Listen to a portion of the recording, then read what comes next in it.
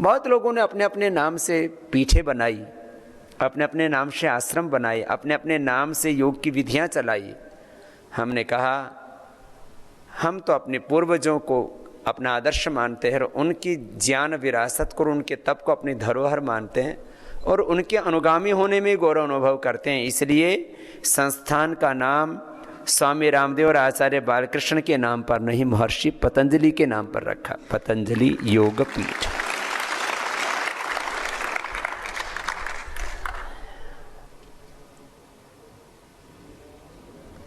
अब पतंजलि योगपीठ की यात्रा शुरू हो गई। मैं आपको जो कहना चाहता हूं वो ये कि मैं यहाँ पर बैठा हूं और आप यहाँ पर आए हैं, और भी बहुत सारी पुण्यात्माएं यहाँ पर आने वाली हैं। मैंने कई ब्रह्मचारियों से पूछा जो अभी कुछ 10वीं पढ़ के आ रहे हैं, कुछ ग्रेजुएट होकर के आ रहे हैं, कुछ पोस्ट ग्रेजुएट होकर आ रहे हैं और दुनिया की बड़ी से बड़ी डिग्रियां लेकर के आ रहे हैं। BA MA से लेकर के डॉक्टरी करके, इंजीनियरिंग के BCom करके, MCom करके, BTech करके, MTech करके और MB आदि करके सभी तरह की पढ़ाई करके आ रहे हैं। मैंने कहा भैया कितने दिनों से ये विचार चल रहा था कि तुम्हें अनंत के लिए जीना है, भगवान के लिए जीना है। बोले बाबा जी ये तो 5 सालों से चल रहा था विचार, ये तो 10 सालों से चल रहा था। मैंने भी घर छोड़ा ना तो करीब 5 साल से इस ताक में था कब दांव लगे और भागूं। देखो जिसको जिसकी तलाश होती है ना वो मौका ढूंढता रहता है। तो एक दिन तो मैं इतना अधीर हो गया, इतना उतावला हो गया, इतना ज्यादा बेचैन हो गया कि अब मुझे एक दिन भी यहां नहीं रहना है। और मैं सहायता किससे मांगू, सलाह किससे लूं, वो कोई था ही नहीं। और जिससे पूछो वही कहे अरे दिमाग खराब हो गया, घर छोड़ के जाओगे, अभी तो बच्चे हो, और फिर जवानी में क्या होगा, बुढ़ापे का क्या होगा। मेरे पास हर बात का उत्तर था। मैं बचपन से बहुत तर्कशील रहा। मैंने महर्षि दयानंद का सत्यार्थ प्रकाश पढ़ा तो सबसे पहले उसमें ओम शब्द लिखा हुआ था। मैंने कहा इसका ओम का मतलब क्या है। तो मेरे एक मित्र थे रामानंद जी, वो बोलते थे ओम का मतलब भगवान। मैंने कहा भगवान का मतलब क्या है। बोले भगवान मतलब जिसने सारा संसार बनाया। मैंने कहा वो बनाने वाला है कहाँ। बोलो निराकार है। मैंने कहा निराकार है तो बना कैसे दिया, जिसके हाथ पैर नहीं उसने दुनिया इतनी बड़ी कैसे बना दी। और जो दिखने वाली चीज है ही नहीं वो दिखने वाली चीजें कैसे बना, जो खुद दिखता नहीं है वो दिखने वाली चीजें कैसे बना सकता है। ओम का मतलब क्या है। तो फिर जो है वो एक व्याख्या उसी समय मैंने बचपन में पढ़ी थी। ये अवधातु से ओम शब्द बना है, अवरक्षण गति क्रांति प्रीति तृप्त्यागम प्रवेश श्रवण। तो ये सारा मैंने पढ़ा। तो फिर मैंने कहा ये तो अर्थ बता दिया कि ओम मतलब ऐसा है, लेकिन वो है कैसा। तो ऐसे करते करते मैं पूछता रहता था कि भगवान क्या है, ये आत्मा क्या है, ये प्रकृति क्या है, ये जीवन का मकसद क्या है, लोग शादी क्यों करते हैं, शादी करना क्या जरूरी है, हम पिछले जन्म में क्या थे, हम क्यों पैदा हो गए, किसी ने हमको ऐसे पैदा कर दिया, हम सोचते क्यों हैं, हम देखते क्यों हैं, हम सुनते क्यों हैं, हम खाते क्यों हैं, हम सोते क्यों हैं। ऐसे सोचता रहता था। और बारे में तर्क भी तो मेरे भीतर ऐसे हजारों प्रश्न होते थे, कोई उत्तर देने वाला नहीं था। फिर अपने आप ही कुछ कोशिश करता, कुछ पढ़ता। फिर आदमी पैदा कैसे होता है, फिर आदमी मरता कैसे है। कि हम फिर आगे महर्षि दयानंद को पढ़ा, कुछ ऐसे और कुछ छोटी छोटी पुस्तकें पढ़ी। तो क्या मृत्यु को भी जीता जा सकता है, ऐसे ऐसे प्रश्न उठते रहते थे। तो इन सब के बाद में फिर महर्षि दयानंद को पढ़ने के बाद और कई शास्त्र पढ़ने के बाद ये हुआ कि भाई ये जीवन का सत्य जानना है तो फिर तो इसका रास्ता तो अलग ही है। अब बताओ, मुझे किसी ने सन्यासी बनने के लिए बोला ही नहीं, लेकिन महर्षि दयानंद को पढ़ा तो उसे दृष्टि मिली। फिर मैं सोचता पढ़ना क्यों, और पढ़ना है तो यही पढ़ाई क्यों पढ़ना जो स्कूल कॉलेजों में पढ़ाई जा रही है। फिर महर्षि दयानंद को पढ़ने के बाद पता लगा यह जो आधुनिक ज्ञान परंपरा है ये तो 200-250 साल पुरानी है। जो वैदिक ज्ञान परंपरा है मुझे तो वो पढ़ना है। तो फिर उसके लिए निकल पड़ा। मैं कह रहा था मैं वो बचपन की 8-9 साल की उम्र में जो सोचता था, और बचपन में जो मेरे को याद है, अभी तो बहुत सी यादें मैं भूल गया हूँ अब की तो, लेकिन बचपन की जो मैं पालने में झूलता था तो मुझे अभी भी वो दृश्य दिखाई देता है। मैं छोटा बच्चा था, ऐसे पालने में झूलता रहता था और ऐसे सोचता था मुझे सन्यासी होना है। अब बताओ, ना कोई सन्यासी देखा। अब बच्चे ने कहाँ सन्यासी देखा, ना कोई सन्यासी देखा, ना ये पता कि सन्यासी करता क्या है। तो मैं थोड़ा बड़ा हुआ तो मुझे सन्यासी बनना है, तो फिर एक बाबा दिख गया, तो फिर वो कमंडल ले रखा था उसने, फिर खड़ाऊ पहन रखे थे, तो मुझे लगता था मुझे भी खड़ाऊ पहननी है, मुझे भी सन्यासी बनना है। तो फिर सन्यासी बन के क्या करना है, तो फिर मैं ऐसे सोचता था। बहुत छोटी की बात बता रहा हूँ मैं। फिर कि अब गांव में हम पैदा हुए तो वहाँ मास्टर जी सबसे बड़े माने जाते थे मुझे। तो मैं सोचता था मैं बड़ा होकर के 14वीं पढ़ूंगा, फिर थोड़ा और बड़ा हुआ तो मुझे 16वीं पढ़ूंगा। 14वीं 16वीं बोलते थे BMA को उस समय। मैं 14वीं पास करूंगा, मैं 16वीं पास करूंगा और मैं लेक्चरर प्रोफेसर बनूंगा और स्कूल में जाऊंगा, कॉलेज में जाऊंगा, पढ़ाऊंगा सबको। तो एक ऐसे भगवे कपड़े पहन के जाऊंगा। मुझे किसी ने नहीं बताया भाई। पहले तो बात यह है कि भाई बाबा जी बन करके फिर प्रोफेसरी गिरी क्या करूंगा, मैं नौकरी क्यों करूंगा, मुझे नहीं पता था, लेकिन मैं पढ़ाऊंगा। कुछ संस्कार थे तो मैं जो है पढ़ा भी, फिर पढ़ाया भी। आचार्य मूल रूप से मैं था प्रारंभ से ही। तो मैं आज जो कुछ कर रहा हूं, मुझे तो ऐसा लगता है अपने आत्मा में जो परमात्मा प्रेरणा देता है ना, पूर्ण मौन होकर के, शांत चित्त होकर के, एकाग्र चित्त होकर के उसको सुनते जाओ और उस पर बढ़ते जाओ। फिर भगवान जहां लेके जाएंगे ना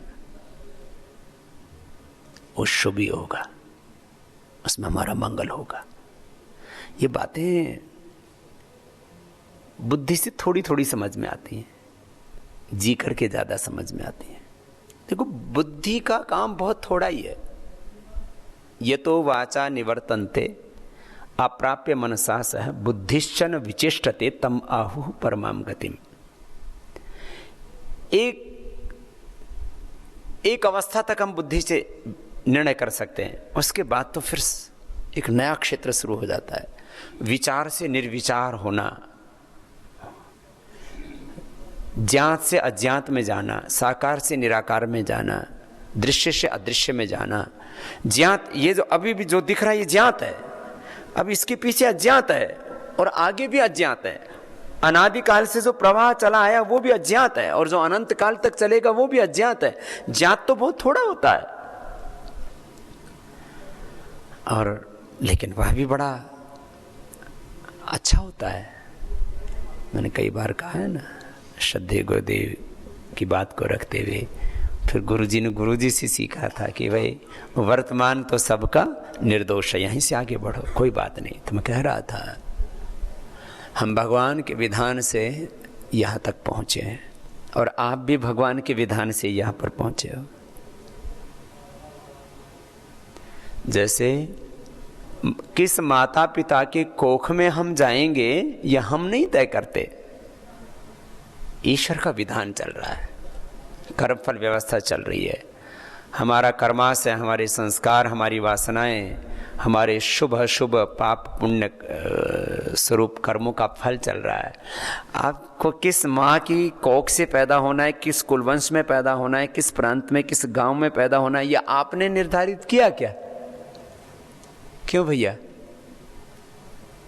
किसने तय किया था?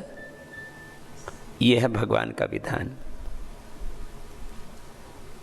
तो आपका भौतिक जन्म कहाँ होगा ये भी भगवान ने तय किया है, और आपका आध्यात्मिक जन्म पतंजलि योगपीठ में होगा, ये भी भगवान ने तय किया। अनायास नहीं होता है कुछ भी। उस एक बहुत बड़ी व्यवस्था इसके पीछे काम कर रही है जो दिखती नहीं है। अनायास कुछ नहीं होता है। और भगवान का विधान शुभ ही होता है, कभी अशुभ नहीं होता है। और बहुत ज्यादा समझ में ना आए तो बुद्धि के स्तर पर एक बात समझ लेना, जब मैं बुद्धि के क्षेत्र में प्रवेश करता हूं तो चारों ओर से इतने विचारों का प्रवाह मेरे सामने उमड़ने लगता है, आगे से, पीछे से, दाएं से, बाएं से, ऊपर से, और उसमें से कुछ बातें मैं आपके सामने रख पाता हूं। लेकिन बुद्धि से आगे का जो क्षेत्र है वह है शाश्वत मार्ग, वह है अनंत का मार्ग, वह है निष्काम होने का मार्ग, निर्लोभ होने का मार्ग, वासना मुक्त होने का मार्ग। तो इस मार्ग पर चलने वाली आत्माएं भी आश्रय ढूंढ रही हैं, वो भी अपना गंतव्य ढूंढ रही हैं, और वो सब यहां आएंगी। अभी करीब 500 से ज्यादा पुण्य आत्माएं जो भगवान के रास्ते पर चलना चाहती हैं, श्रेय मार्ग पर चलना चाहती हैं, वो आ गई हैं। और बहुत जल्दी ही 1000 से ज्यादा ऐसी पुण्य आत्माएं यहां पर अपने गंतव्य तक पहुंचने वाली हैं। और फिर एक बड़ा प्रयोजन सिद्ध होगा इससे। मैं कह रहा था कि मैं यहां पर बैठा हूं और आप यहां पर बैठे हैं, यह अनायास नहीं है। इसके पीछे भी भगवान का विधान काम कर रहा है। एक बात छोटी सी बीच में कह देता हूं, भगवान का विधान शुभ ही होता है, और इस सृष्टि में कुछ भी अशुभ नहीं है। ये प्रकाश क्रिया स्थिति रूप जो जगत है, माने मति गति स्थिति रूप दो जगत है, और इसमें भिन्न भिन्न प्रकार का हम जो ऐश्वर्य देख रहे हैं, ये सब शुभ के लिए है। कुछ लोग रजोगुण और तमोगुण की बहुत निंदा करते हैं, माया का बहुत अनादर करते हैं, प्रकृति का अनादर करते हैं, उनको भी ठीक ठीक समझ नहीं है। यदि रजोगुण नहीं होगा तो क्रियाएं कैसे संपन्न होंगी? मैं बोल रहा हूं, मैं देख रहा हूं, मैं जो सुन रहा हूं, मैं जो कुछ भी कर रहा हूं, इसके पीछे रजोगुण की ही शक्ति है। और मैं बैठा हुआ हूं तो तमोगुण की शक्ति है, मैं सोता हूं तो तमोगुण की शक्ति है। जो भी अवस्थिति है वो तमोगुण के कारण से, जो भी गति है वो रजोगुण के कारण से, लेकिन ये दोनों सत्वों से प्रकाशित और संतुलित हो। असंतुलन से विकृति है, इसलिए तमोगुण भी अशुभ नहीं है, लेकिन वो तमस जो है मूढ़ता का नाम नहीं है, जड़ता का नाम नहीं है, उसमें क्रूरता का नाम नहीं है, वो तो विकृति आ गई उसमें क्रूरता, हिंसा, फिर और तमाम तरह की विद्रुपताएं और पतन की पराकाष्ठा, पता नहीं क्या क्या होता है उसमें। वो तो विकृति है उसकी। अब रजोगुण में कोई लड़ाई कर रहा है, कोई झगड़ा कर रहा है, एक निंद, ईर्षा, द्वेष, राग, द्वेष, और मैंने कहा ना, अहंकार में आगे निकलने की दौड़ और होड़ में पता नहीं क्या क्या व्यक्ति अपराध कर रहा है, कह रहा है हम समृद्धि कर रहे हैं। आदि पंकज जी ने एक पुस्तक लिखी, समृद्धि अहिंसक भी हो सकती है। अब विकास की धाराएं भी हमें तय करनी है कि विकास, ग्रोथ एंड डेवलपमेंट, इनके पीछे पूरी दुनिया पागलों की तरह दौड़ रही है।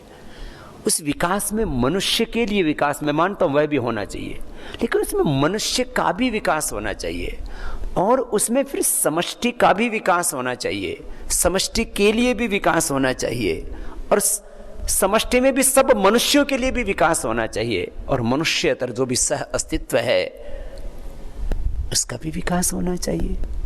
विकास शब्द से ही इतना प्रेम है, तो उसको भी तो ख्याल में रखो। तो मैं कह रहा था, यहां गुरु भी समृद्ध है, शिष्य भी समृद्ध है, क्योंकि यहां किसी चीज का अभाव नहीं है।